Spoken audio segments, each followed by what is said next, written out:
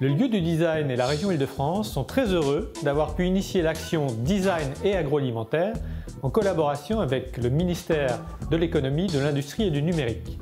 L'équipe du lieu du design a pu accompagner plus de 40 entreprises, dont 5 d'entre elles qui ont pu bénéficier d'un accompagnement plus spécifique et ont donc développé des produits innovants, créatifs, qui vont permettre de conquérir des nouveaux marchés en France comme à l'export. Nous avons lancé d'une façon générale depuis 2 ans une forte action design, soit vers les pôles de compétitivité ou grade d'entreprise, avec 13 secteurs d'activité, tous très différents. Le secteur de la santé et de l'agroalimentaire sont des secteurs extrêmement importants et on a souhaité que ces secteurs, eux aussi, puissent obtenir une sensibilisation au design et nous avons confié cette mission au lieu qui vient de terminer donc, son action avec brio. Le design se développe effectivement dans le secteur agroalimentaire, d'abord au niveau des emballages, mais on a vu aujourd'hui qu'en fait il peut toucher aussi bien le produit de manière intrinsèque, mais aussi toute la dimension au niveau de la commercialisation, de la vente, du modèle de distribution, de nouveaux usages, pour finalement avoir un cycle vertueux de production et de consommation.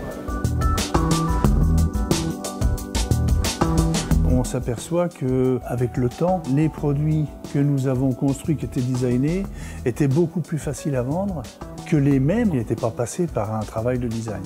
Donc ça, c'est un argument majeur qui permet quand même d'avoir une longueur d'avance sur le concurrent. Le lieu du design, quand même, d'abord nous a aidé à prendre conscience de l'impact que le design pouvait avoir dans son intégralité sur un projet comme le nôtre, c'est-à-dire aller au-delà d'une simple création graphique. Et il nous a permis de rencontrer des agences de design et des acteurs qui nous en font prendre conscience de la nécessité d'intégrer le design à nos produits.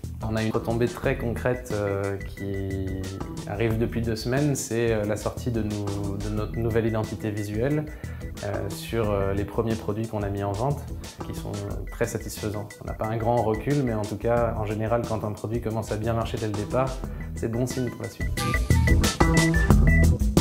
C'est vachement intéressant d'avoir plein d'exemples qui sont différents, avec des échelles qui sont très différentes. Et ça montre aussi le côté humain. On voit très bien, en fonction des 4 exemples qu'on a eus, des relations de taille d'entreprise avec des tailles de cabinet de design, des fonctionnements qui sont très différents, à la fois qui peuvent être très individualisés ou beaucoup plus conceptualisés. Et le panel était assez riche et montrait bien justement la diversité des approches et des potentiels. Cette subvention de mon ministère, de la Direction générale des entreprises, n'a pas pour but que de réaliser une action qui se termine. Elle souhaite impulser le design vers les entreprises.